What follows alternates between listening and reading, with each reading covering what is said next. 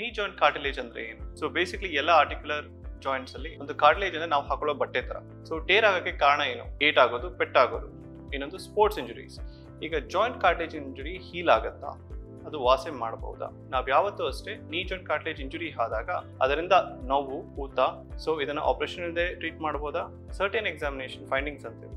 ಆ joint cartilage injury ಇದ್ದಾಗ certain movements ಮಾಡಿದಾಗ ಆತ ನೋವು ಕಂಡಾಗ ನನಗೆ ಡೌಟ್ ಆಗಿ ಒಂದು MRI ಸ್ಕ್ಯಾನ್ ಮಾಡಿಸಿದ್ವಿ. MRI ಸ್ಕ್ಯಾನ್ ಅಲ್ಲಿ ಕಾರ್ಟಿಲೇಜ್ ಇಂಜುರಿ ಅಂತ ತೋರಿಸ್ತೀವಿ. ಎಲ್ಲಿ ಆ ಪಟೆಲ ಅಂತೀವಲ್ಲ, ನೀ ಕ್ಯಾಪ್ ಅಂತ, ಅದರ ಹಿಂಭಾಗದಲ್ಲಿ ಕಾರ್ಟಿಲೇಜ್ ಹೋಗಿತ್ತು. ಸೊ ಈಗ ಅದಕ್ಕೆ ಏನ್ ಮಾಡ್ಬೋದು? ನೀ ಇಂಜುರಿ ಇರ್ಬೋದು, ಯಾವುದೇ ಜಾಯಿಂಟ್ ಇಂಜುರಿ ಆದ್ರೂ.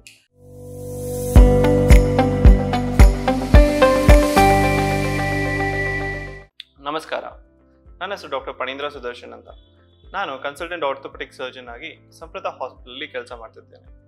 ಇವತ್ತಿನ ಟಾಪಿಕ್ ಬಂದ್ಬಿಟ್ಟು ನೀ ಜಾಯಿಂಟ್ ಕಾರ್ಟಿಲೇಜ್ ಇಂಜುರೀಸ್. ನೀ ಜಾಯಿಂಟ್ ಕಾರ್ಟಿಲೇಜ್ ಅಂದ್ರೆ ಏನು? What is a joint cartilage? So basically ಎಲ್ಲ ಆರ್ಟಿಕ್ಯುಲರ್ ಜಾಯಿಂಟ್ಸ್ ಅಲ್ಲಿ ಒಂದು ಕಾರ್ಟಿಲೇಜ್ ಅಂದ್ರೆ ನಾವು ಹಾಕೊಳ್ಳೋ ಬಟ್ಟೆ ತರ. ಸೊ ಬಟ್ಟೆ ನಮ್ಮ ಚರ್ಮನ ಹೆಂಗೆ ಪ್ರೊಟೆಕ್ಟ್ ಮಾಡುತ್ತೋ ಅದೇ ತರ ಕಾರ್ಟಿಲೇಜ್ ಬಂದ್ಬಿಟ್ಟು ಬೋನ್ನ ಪ್ರೊಟೆಕ್ಟ್ ಮಾಡುತ್ತೆ. ಬಟ್ಟೆಲಿ ಹೆಂಗೆ ಒಂದು ಟೇರ್ ಆಗುತ್ತೋ ಅದೇ ತರ ಕಾರ್ಟಿಲೇಜ್ ಟೇರ್ ಆಗುತ್ತೆ. ಟೇರ್ ಆದಾಗ ಅದರಿಂದ ಆಗೋ ಡಿಫ್ರೆನ್ಸಸ್ ಮತ್ತೆ ಆರ್ಥ್ರೈಟಿಕ್ ಚೇಂಜಸ್ನ ನೀ ಜಾಯಿಂಟ್ ಕಾರ್ಟಿಲೇಜ್ ಇಂಜುರೀಸ್ ಅಂತ ಹೇಳ್ತೀವಿ. ಸೊ ಟೇರ್ ಆಗೋಕ್ಕೆ ಕಾರಣ ಏನು?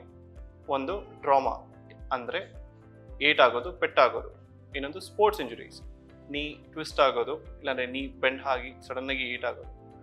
ಇಲ್ಲಾಂದ್ರೆ ಆರ್ಥ್ರೈಟಿಸ್, ಏಜ್ ರಿಲೇಟೆಡ್ ಅಂತೀವಿ. ಅಂದ್ರೆ ವಯಸ್ಸು ಆಗ್ತಾ ಆಗ್ತಾ ನೀ ಜಾಯಿಂಟ್ ಕಾರ್ಟಿಲೇಜ್ ಅಲ್ಲಿ ನೀರಿನ ಅಂಶ ಕಡಿಮೆ ಆಗಿ ಜಾಯಿಂಟ್ ಕಾರ್ಟಿಲೇಜ್ ಸವಿಯುತ್ತೆ. ಇವೆಲ್ಲ ಕಾರಣದಿಂದ ಆಗೋ ಪ್ರಾಬ್ಲಮ್ಸ್ ಇಂದನೇ ಜಾಯಿಂಟ್ ಕಾರ್ಟಿಲೇಜ್ ಇಂಜುರೀಸ್ ಅಂತ ಹೇಳ್ತೀವಿ. ಒಮ್ಮೆ ಚಿಕ್ಕ ವಯಸ್ಸಲ್ಲಿ ಜಾಯಿಂಟ್ ಕಾರ್ಟಿಲೇಜ್ ಇಂಜುರೀಸ್ನ ಆಸ್ಟಿಯೋಕಾಂಡ್ರೈಟಿಸ್ ಡಿಸ್ಸಿಕನ್ಸ್ ಅಂತೀವಿ. ಅಂದರೆ ಒಂದು ಫ್ರ್ಯಾಕ್ಚರ್ ಆಗಿ ಒಂದು ಜಾಯಿಂಟ್ ಕಾರ್ಟಿಲೇಜ್ ಕಂಪ್ಲೀಟ್ ಆಗಿ ಹೊರಗೆ ಬಂದು ನೀ ಜಾಯಿಂಟ್ ಒಳಗೆ ಕೂತಿರುತ್ತೆ. ಅದನ್ನು ನಾವು ಆಪರೇಷನ್ ಮಾಡಿ ತೆಗಿಬೇಕಾಗತ್ತೆ, ಇಲ್ಲಾಂದರೆ ದೊಡ್ಡದಾಗಿದ್ದರೆ ಆ ಸೈಜ್ ಪ್ರಕಾರ ಅದನ್ನು ಫಿಕ್ಸ್ ಮಾಡಬೇಕಾಗಿ ಬರುತ್ತೆ. ಈಗ ಜಾಯಿಂಟ್ ಕಾರ್ಟಿಲೇಜ್ ಇಂಜುರಿ ಹೀಲ್ ಆಗುತ್ತಾ? ಅದು ವಾಸಿ ಮಾಡಬಹುದಾ ಅನ್ನೋದು ದೊಡ್ಡ ಕ್ವೆಶನ್ ಎಲ್ಲರಿಗೂ. ಸೊ ಜಾಯಿಂಟ್ ಕಾರ್ಟಿಲೇಜ್ ಇಂಜುರೀಸ್ ವಾಸಿ ಆಗೋಕ್ಕೆ ಹಲವು ಕಾರಣಗಳಿದೆ. ಒಂದು ಬಂದ್ಬಿಟ್ಟು ನೀ ಜಾಯಿಂಟ್ ಕಾರ್ಟಿಲೇಜ್ ಅಲ್ಲಿ ಮಲ್ಟಿಪಲ್ ಲೇಯರ್ಸ್ ಅಂತ ಇರುತ್ತೆ. ಅದರಲ್ಲಿ ಕೊನೆ ಲೇಯರ್ ಟೈಡ್ ಮಾರ್ಕ್ ಅಂತೀವಿ, ಅಂದ್ರೆ ಮೂಳೆ ಮತ್ತೆ ಜಾಯಿಂಟ್ ಕಾರ್ಟಿಲೇಜ್ ಮಧ್ಯೆ ಇರೋ ಲೇಯರ್. ಅದರ ಒಳಗಡೆ ಫ್ರಾಕ್ಚರ್ ಆದರೆ ಆಗ ಅಲ್ಲಿಂದ ಬರೋ ರಕ್ತ ಫೈಬ್ರೋ ಕಾರ್ಟಿಲೇಜ್ ಅಂತ ಫಾರ್ಮ್ ಮಾಡುತ್ತೆ. ಸೊ ಅದು ಒಂದು ರೀತಿ ಹೀಲ್ ಆಗೋ ಪ್ರಭಾವ. ಬೈ ಚಾನ್ಸ್ ಬರೀ ಕಾರ್ಟಿಲೇಜ್ ಸೂಪರ್ಫಿಷಿಯಲ್ ಲೇಯರ್ಸ್ ಅಂತೀವಿ, ಲೇಯರ್ 1, ಲೇಯರ್ 2 ಇಲ್ಲ ಲೇಯರ್ 3 ಅಂತ. ಅದರಲ್ಲಿ ಏನೋ ಏಟ್ ಆದರೆ ಜಾಯಿಂಟ್ ಕಾರ್ಟಿಲೇಜ್ ಹೀಲ್ ಆಗುವುದಿಲ್ಲ. ಯಾಕಂದ್ರೆ ಜಾಯಿಂಟ್ ಕಾರ್ಟಿಲೇಜ್ಗೆ ರಕ್ತ ಚಲನೆ ಇಲ್ಲ. ಹಾಗಾಗಿ ನಾವು ಯಾವತ್ತೂ ಅಷ್ಟೇ ನೀ ಜಾಯಿಂಟ್ ಕಾರ್ಟಿಲೇಜ್ ಇಂಜುರಿ ಆದಾಗ ಅದರಿಂದ ನೋವು, ಇಲ್ಲಾಂದ್ರೆ ಊತ, ಸ್ವೆಲ್ಲಿಂಗ್ ಅಂತೀವಿ, ಆ ಥರ ಬಂದು ನಿಮಗೆ ನಡೆಯೋಕ್ಕೆ ತೊಂದರೆ ಆಗ್ತಾ ಇದ್ದರೆ ಅದನ್ನು ಫಸ್ಟು ಎಕ್ಸಾಮಿನ್ ಮಾಡ್ತೀವಿ. ಅದರಿಂದ ಆಗ್ತಾ ಇರೋ ತೊಂದರೆನ ನೋಡ್ತೀವಿ, ಎಕ್ಸ್ರೇ ಮಾಡಿಸ್ತೀವಿ ಫ್ರಾಕ್ಚರ್ ಇದ್ದ ನೋಡೋಕ್ಕೆ. ಅದರಲ್ಲಿ ಏನೂ ಗೊತ್ತಾಗಿಲ್ಲ ಅಂದಾಗ ಒಂದು MRI ಸ್ಕ್ಯಾನ್ ಅಂತ ಮಾಡಿಸ್ತೀವಿ. MRI ಸ್ಕ್ಯಾನ್ ಏನು ಮಾಡುತ್ತೆ, ನಮಗೆ ಆ ಜಾಯಿಂಟ್ ಕಾರ್ಟಿಲೇಜ್ ಎಷ್ಟು ಮಟ್ಟಿಗೆ ಹೋಗಿದೆ, ಎಷ್ಟು ಮಟ್ಟಿಗೆ ಸರಿ ಹೋಗ್ಬೋದು ಅಂತ ತೋರಿಸುತ್ತೆ. ಅದರ ಪ್ರಕಾರವಾಗಿ ನಾವು ಜಾಯಿಂಟ್ ಕಾರ್ಟಿಲೇಜ್ ಇಂಜುರೀಸ್ನ ಟ್ರೀಟ್ ಮಾಡ್ತೀವಿ. ಸೊ ಇದನ್ನು ಆಪರೇಷನ್ ಇಲ್ಲದೆ ಟ್ರೀಟ್ ಮಾಡ್ಬೋದಾ? ಡೆಫಿನೆಟ್ಲಿ ಮಾಡ್ಬೋದು. ಬಟ್ ಅದಕ್ಕೆ ಆ ಏಜ್ ಗ್ರೂಪ್ ಮ್ಯಾಟ್ರ್ ಆಗುತ್ತೆ, ಮತ್ತು ಎಷ್ಟು ದೊಡ್ಡ ಕಾರ್ಟಿಲೇಜ್ ಇಂಜುರಿ ಅಂತ ಮ್ಯಾಟ್ರ್ ಆಗುತ್ತೆ. ಸೊ ಈ ಜಾಯಿಂಟ್ ಕಾರ್ಟಿಲೇಜ್ ಅನ್ನೋದು ಎಲ್ಲ ಜಾಯಿಂಟಲ್ಲೂ ಇರುತ್ತೆ. ಸೊ ನೀ ಜಾಯಿಂಟ್ ಇರ್ಬೋದು, ಈ ಚಿಕ್ಕ ಚಿಕ್ಕ ಜಾಯಿಂಟ್ಸ್ ಇರ್ಬೋದು, ಹಿಪ್ ಜಾಯಿಂಟ್ ಇರ್ಬೋದು. ನಿಮಗೆ ಯಾವ್ಯಾವ ಜಾಯಿಂಟಲ್ಲಿ ಏಟ್ ಆಗುತ್ತೋ ಆ ಜಾಯಿಂಟಲ್ಲಿ ಕಾರ್ಟಿಲೇಜ್ ಇಂಜುರಿ ಆಗೋ ಪ್ರಭಾವಗಳಿರುತ್ತೆ. ಆ ಜಾಯಿಂಟ್ ಕಾರ್ಟಿಲೇಜ್ ಇಂಜುರಿ ಆದಮೇಲೆ ಅದರಿಂದ ಆಗೋ ತೊಂದರೆಗಳಿಂದ ಪೇಷಂಟು ನಮ್ಮ ಹತ್ರ ಬರುತ್ತೆ. ಜಾಯಿಂಟ್ ಕಾರ್ಟಿಲೇಜ್ ಅನ್ನೋದು ಎಲ್ಲ ಜಾಯಿಂಟಲ್ಲೂ ಇರುತ್ತೆ. ಮೋರ್ ಕಾಮನ್ ಆಗಿ ಇಂಜುರೀಸ್ ನಾವು ನೋಡೋದು ನೀ ಜಾಯಿಂಟಲ್ಲಿ, ಇಲ್ಲಾಂದರೆ ಹಿಪ್ ಜಾಯಿಂಟಲ್ಲಿ, ಒಂದು ಸತಿ ಆ್ಯಂಕಲ್ ಜಾಯಿಂಟಲ್ಲಿ ಕೂಡ ನೋಡ್ತೀವಿ. ಸೊ ಒಂದು ಎಕ್ಸಾಂಪಲ್ ಕೊಡೋಣ. ನನ್ನ ಹತ್ರ ಒಂದು ಸತಿ ಪೇಷಂಟ್ X ಅಂತ ಬಂದಿದ್ರು.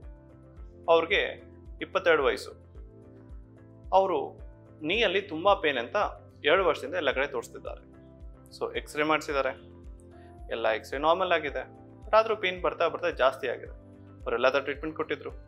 ಆಗ ನಾನು ಎಕ್ಸಾಮಿನ್ ಮಾಡಿದಾಗ ಸರ್ಟೇನ್ ಎಕ್ಸಾಮಿನೇಷನ್ ಫೈಂಡಿಂಗ್ಸ್ ಅಂತೀವಿ. ಆ ಜಾಯಿಂಟ್ ಕಾರ್ಟಿಲೇಜ್ ಇಂಜುರಿ ಇದ್ದಾಗ ಸರ್ಟೇನ್ ಮೂವ್ಮೆಂಟ್ಸ್ ಮಾಡಿದಾಗ, ಸರ್ಟೇನ್ ಸ್ಟ್ರೆಸ್ ಟೆಸ್ಟ್ ಅಂತ ಮಾಡಿದಾಗ ನೋವು ಬರುತ್ತೆ. ಆತ ನೋವು ಕಂಡಾಗ ನನಗೆ ಡೌಟ್ ಆಗಿ ಒಂದು MRI ಸ್ಕ್ಯಾನ್ ಮಾಡಿಸಿದ್ವಿ. MRI ಸ್ಕ್ಯಾನಲ್ಲಿ ಕಾರ್ಟಿಲೇಜ್ ಇಂಜುರಿ ಅಂತ ತೋರಿಸ್ತೀವಿ.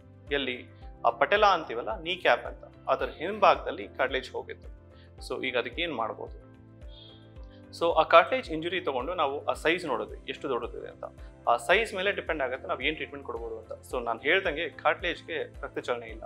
ಸೊ ರಕ್ತಚಲನೆ ಇಲ್ದಿರೋ ಕಾರಣದಿಂದ ನಾವೇನು ಮಾಡಬೇಕಾಗತ್ತೆ, ಅದಕ್ಕೆ ಮೈಕ್ರೋ ಫ್ರ್ಯಾಕ್ಚರ್ ಅಂತೀವಿ. ಸೊ ಒಂದು ಆ ಫ್ರ್ಯಾಕ್ಚರ್ ನಾವು ಕ್ರಿಯೇಟ್ ಮಾಡ್ತೀವಿ. ಎಲ್ಲಿಂದ ರಕ್ತ ಬರ್ಬೋದು ಆ ರಕ್ತ ಬರುವಂತೆ ಕ್ರಿಯೇಟ್ ಮಾಡಿ ಅಲ್ಲಿ ಒಂದು ಫೈಬ್ರೋ ಕಾರ್ಟಿಲೇಜ್ ಲೇಯರ್ ಫಾರ್ಮ್ ಮಾಡಂಗೆ ಮಾಡ್ತೀವಿ. ಸೊ ಅದು ಪರ್ಮನೆಂಟ್ ಸೊಲ್ಯೂಷನ್ ಅಲ್ಲ. ಸೊ ಅದೇನು ಮಾಡುತ್ತೆ, ಒಂದು ಲೇಯರ್ ಫಾರ್ಮ್ ಆಗುತ್ತೆ. ಲೇಯರ್ ಫಾರ್ಮ್ ಆದಮೇಲೆ ನಿಮಗೆ ಆ ನೋವು ಕಡಿಮೆ ಆಗುತ್ತೆ ಹೊರತು ಆ ಒರಿಜಿನಲ್ ಹ್ಯಾಲಿನ್ ಕಾರ್ಟಿಲೇಜ್ ಬರಲ್ಲ. ಸೊ ಒರಿಜಿನಲ್ ಹ್ಯಾಲಿನ್ ಕಾರ್ಟಿಲೇಜ್ ಬರೋ ಥರ ಮಾಡ್ಬೋದು, ಎಸ್, ಅದಕ್ಕೂ ಸರ್ಜರಿ ಇದೆ. ಅದಕ್ಕೆ ಓಟ್ಸ್ ಅಂತ ಹೇಳ್ತೀವಿ. ಅಂದರೆ ನಿಮ್ಮ ನೀ ಜಾಯಿಂಟಲ್ಲಿ ಎಲ್ಲಿ ನಾರ್ಮಲ್ ಕಾರ್ಟಿಲೇಜ್ ಇದೆಯೋ ಅದನ್ನು ನಾವು ಮೆಷರ್ ಮಾಡಿ ಅದೇ ಸೈಜ್ನ ತಗೊಂಡು ಎಲ್ಲಿ ಕಾರ್ಟಿಲೇಜ್ ಹೋಗಿದೆಯೋ ಆ ಜಾಗಕ್ಕೆ ಈ ನಾರ್ಮಲ್ ಜಾಗದಿಂದ ಹೋಗಿರೋ ಜಾಗಕ್ಕೆ ಹಾಕ್ತೀವಿ. ಬಟ್ ಆ ತೆಗೆಯೋ ಜಾಗಕ್ಕೆ ಏನಾಗುತ್ತೆ ಅಂತ ನೀವು ಕೇಳ್ಬೋದು. ಅಲ್ಲಿನ ನಾನ್ ವೇಟ್ ಬೇರಿಂಗ್ ಏರಿಯಾ ಅಂತ ಹೇಳ್ತೀವಿ. ಅಂದರೆ ಎಲ್ಲಿ ತೂಕ ಬರಲ್ವೋ ಆ ಜಾಗದಿಂದ ತೆಗಿತೀವಿ. ಅಲ್ಲಿ ನಾರ್ಮಲ್ ಆಗಿ ಕೂಡ್ಕೊಡುತ್ತೆ, ಬಟ್ ಅಲ್ಲಿ ಕಾರ್ಟಿಲೇಜ್ ಯಾವತ್ತೂ ಬರಲ್ಲ. ಬಟ್ ಇಲ್ಲಿ ಕಾರ್ಟಿಲೇಜ್ ಹೋಗಿದೆಯಲ್ಲ ಆ ಜಾಗ ನೀಟಾಗಿ ಹೀಲ್ ಆಗುತ್ತೆ. ಅದು ಇನ್ನೊಂದು ರೀತಿ ಟ್ರೀಟ್ ಮಾಡೋದು. ಈಗ ಬೇರೆ ರೀತಿ ಇದೆಯಾ ಟ್ರೀಟ್ ಮಾಡೋಕ್ಕೆ? ಹಲವು ವಿಧಾನಗಳಿದೆ. ಒಂದು PRP ಅಂತ ಹೇಳ್ತಾರೆ. PRP ಅಂದರೆ ಏನು? ಸೊ ಬೇಸಿಕ್ಲಿ ರಕ್ತ ನಾವು ಅಲ್ಲಿ ಹಚ್ಚಿಬಿಡ್ತೀವಿ. ಅದನ್ನು ಹಚ್ಚಿಬಿಟ್ಟಾಗ ಅದು ಫೈಬ್ರೋ ಕಾರ್ಟಿಲೇಜ್ ಅಂತ ಫಾರ್ಮ್ ಆಗಿ ತಿರ್ಗಾ ನೋವನ್ನು ಕಡಿಮೆ ಮಾಡುತ್ತೆ. ಸೊ ಇನ್ನೊಂದು ಸ್ಟೆಮ್ ಸೆಲ್ ಥೆರಪಿ ಅಂತೀವಿ. ನಿಮ್ಮ ಕಾರ್ಟಿಲೇಜ್ ಸೆಲ್ಸ್ನ ತಗೊಂಡು ಅದನ್ನು ಗ್ರೋ ಮಾಡಿ ಲ್ಯಾಬಲ್ಲಿ ಅದನ್ನು ತಿರ್ಗಾ ನಿಮ್ಮ ನೀ ಜಾಯಿಂಟ್ಗೆ ಹಾಕೋದು. ಸೊ ಎಲ್ಲದನ್ನು ಯಾವ ಕಾರ್ಟಿಲೇಜ್ ಇಂಜುರಿಗೆ ಟ್ರೀಟ್ ಮಾಡಬೇಕು ಅನ್ನೋದು ಆ ಜಾಯಿಂಟ್ ಇಂಜುರಿ ಮೇಲೆ ಡಿಪೆಂಡ್ ಆಗುತ್ತೆ. ಎಷ್ಟು ಪಟ್ಟಿಗೆ ಏಟಾಗಿದೆ, ಎಷ್ಟು ಪಟ್ಟಿಗೆ ಇಂಜುರಿ ಆಗಿದೆ ಅಂತ. ಸೊ ಇದನ್ನೆಲ್ಲ ನೋಡ್ಕೊಂಡು ನಾವು ಟ್ರೀಟ್ ಮಾಡಿ ಅದಾದಮೇಲೆ ಫಿಸಿಯೋಥೆರಪಿ ತುಂಬ ಹೆಲ್ಪ್ ಮಾಡುತ್ತೆ.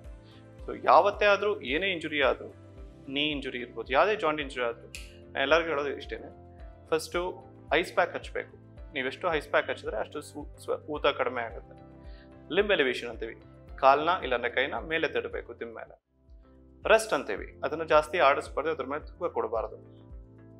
ಇದನ್ನೆಲ್ಲ ಮಾಡಿದಾಗ ನಿಮ್ಮ ಹತ್ರದಲ್ಲಿರೋ ಡಾಕ್ಟರ್ ಎಕ್ಸಾಮಿನ್ ಮಾಡಿ ಡಯಾಗ್ನೋಸ್ ಮಾಡೋವರೆಗೂ ನಮಗೊಂದು ಐಡಿಯಾ ಇರುತ್ತೆ ಏನಾಗಿರ್ಬೋದು ಅಂತ. ಅಲ್ಲಿಂದ ನಾವು ಟ್ರೀಟ್ಮೆಂಟ್ ಸ್ಟಾರ್ಟ್ ಮಾಡ್ಕೊಬೋದು. ಸೊ ಆಪ್ರೇಷನ್ ಆದಮೇಲೆ ಇಮಿಡಿಯೇಟಾಗಿ ತೂಕ ಕೊಟ್ಟು ನಡಿಬೋದಾ? ಆಗಲ್ಲ. ಸೊ ಆಪ್ರೇಷನ್ ಆದಮೇಲೆ 4 ರಿಂದ 6 ವಾರ ನಿಮ್ಮ ಆಪ್ರೇಟಿಂಗ್ ಸರ್ಜನ್ನು ತೂಕ ಕೊಡೋಕ್ಕೆ ಬಿಡಲ್ಲ. ಕ್ರಚಸ್ ಅಂತ ಹೇಳ್ತೀವಿ. ಕ್ರಚಸ್ನ ಯೂಸ್ ಮಾಡಿಕೊಂಡು ನೀವು ನಿಧಾನವಾಗಿ ನಡೆಯೋಕ್ಕೆ ಸ್ಟಾರ್ಟ್ ಮಾಡ್ತೀರಾ. ಅದಾದಮೇಲೆ ಫಿಸಿಯೋಥೆರಪಿಯಿಂದ ನಿಮ್ಮ ಮೂವ್ಮೆಂಟ್ಸ್ನ ವಾಪಸ್ ಬರೋ ಥರ ಟ್ರೈ ಮಾಡ್ತೀವಿ. ಇಷ್ಟೆಲ್ಲ ಮಾಡಿ ನಿಧಾನಾಗಿ 3 to 6 ಮಂತ್ಸಲ್ಲಿ ನಿಮ್ಮ ರಿಕವರಿ ಫೇಸ್ ಸ್ಟಾರ್ಟ್ ಆಗುತ್ತೆ. ಸೊ ತುಂಬ ಕಾಮನ್ ಆಗಿ ಸ್ಪೋರ್ಟ್ಸ್ ಮೆನಲ್ಲೂ ಸ್ಟಾರ್ಟ್ ಆಗುತ್ತೆ. ಸೊ ವಿ ಸೇ ಅಟ್ಲೀಸ್ಟ್ 1 ವರ್ಷ, 6 ತಿಂಗಳಿಂದ 1 ವರ್ಷ ಆಗುತ್ತೆ ನಿಮಗೆ ವಾಪಸ್ ಸ್ಪೋರ್ಟ್ಸ್ಗೆ ಹಿಂದಿರುಗಕ್ಕೆ. ಸೊ ಕೊನೆಯದಾಗಿ ಒಂದು ಜಾಯಿಂಟ್ ಕಾರ್ಟಿಲೇಜ್ ಇಂಜುರಿ ಅಂತ ಆದಾಗ ಯಾವತ್ತೂ ನಿಮ್ಮ ಹತ್ರದಲ್ಲಿರೋ ಆರ್ಥೋಪೆಡಿಕ್ ಸರ್ಜನ್ನ ಭೇಟಿ ಮಾಡಿ. ಜಾಯಿಂಟ್ ಕಾರ್ಟಿಲೇಜ್ ಇಂಜುರಿ ಅಂತ ಕನ್ಫರ್ಮ್ ಆಯಿತು ಅಂದರೆ ಅವ್ರು ಹೇಳ್ದಂಗೆ ಅದ್ರ ಮೇಲೆ ಜಾಸ್ತಿ ತೂಕ ಕೊಡದೆ ಅದನ್ನು ಕನ್ಸರ್ವೇಟಿವ್ ಆಗಿ ಫಸ್ಟ್ ಟ್ರೀಟ್ ಮಾಡೋಕ್ಕೆ ಟ್ರೈ ಮಾಡ್ತೀವಿ. ಬೈ ಚಾನ್ಸ್ ಕನ್ಸರ್ವೇಟಿವ್ ಅಂದರೆ ಆಪ್ರೇಷನ್ ಇಲ್ಲದೆ ಬರೀ ರೆಸ್ಟ್ ಕೊಟ್ಟು ನಿಮಗೆ ಟ್ಯಾಬ್ಲೆಟ್ಸ್ ಕೊಟ್ಟು ಅದರಿಂದ ವಾಸಿ ಆದರೆ ಒಳ್ಳೆಯದು, ಉತ್ತಮ. ಅದರಿಂದ ಆಗಿಲ್ಲ ಅಂದಾಗ ಆಪ್ರೇಷನ್ ಬೇಕಾಗಿದ್ದರೆ ಆಪ್ರೇಷನ್ ನಿಮ್ಮ ಡಾಕ್ಟರ್ ಸಲಹೆಯಂತೆ ಮಾಡಿಸಿಕೊಂಡು ನಿಧಾನವಾಗಿ ಫಿಸಿಯೋಥೆರಪಿ ಮಾಡಿ ಅದರಿಂದ ಆಚೆ ಬರ್ಬೋದು. ಬಟ್ ಯಾವತ್ತೂ ಅಷ್ಟೇ ಕಾರ್ಟಿಲೇಜ್ ಇಂಜುರಿ ಆದಾಗ ಅದನ್ನು ಹಾಗೇ ಬಿಡಬೇಡಿ. ಯಾಕೆಂದರೆ ಅದರಿಂದ ನಿಮಗೆ ಕಾರ್ಟಿಲೇಜ್ ಇಂಜುರಿ ನಿಧಾನವಾಗಿ ಸೈಜ್ ದೊಡ್ಡದಾಗ್ತಾ ಇರುತ್ತೆ. ಸೈಜ್ ದೊಡ್ಡದಾದಷ್ಟು ಸರ್ಜರಿ ಬೇಕು ಅಂತ ತುಂಬ ಕಾಂಪ್ಲಿಕೇಟ್ ಆಗುತ್ತೆ. ಯಾವುದನ್ನು ನಾವು ಸರ್ಜರಿ ಇಲ್ಲದೆ ಅದನ್ನು ವಾಸಿ ಮಾಡ್ಬೋದೋ ಅದನ್ನು ಸರ್ಜರಿ ತೊಗೊಂಡು ಹೋಗೋ ಅವಶ್ಯಕತೆ ಇಲ್ಲ. ನಿಮ್ಗೆ ಏನೇ ತೊಂದರೆ ಆದರೂ ಇನ್ನು ದಯವಿಟ್ಟು ನಿಮ್ಮ ಹತ್ತಿರದಲ್ಲಿರೋ ಆರ್ಥೋಪೆಡಿಕ್ ಸರ್ಜನ್ನ ಭೇಟಿ ಮಾಡಿ ನಿವಾರಿಸಿಕೊಳ್ಳಿ. Thank you. ಲೇಟೆಸ್ಟ್ ಹಾಗೂ ಇಂಟ್ರೆಸ್ಟಿಂಗ್ ಸುದ್ದಿಗಳಿಗಾಗಿ ಬಾಸ್ ಟಿವಿ ಕನ್ನಡ ಚಾನೆಲ್ನ ಸಬ್ಸ್ಕ್ರೈಬ್ ಮಾಡಿ. ಹಾಗೆಯೇ ಬೆಲ್ ಐಕಾನ್ ಪ್ರೆಸ್ ಮಾಡಿ. ಇದರ ಜೊತೆಗೆ ಫೇಸ್ಬುಕ್, ಇನ್ಸ್ಟಾಗ್ರಾಮ್, ಎಕ್ಸ್ನಲ್ಲೂ ಮಿಸ್ ಮಾಡದೆ ಫಾಲೋ ಮಾಡಿ.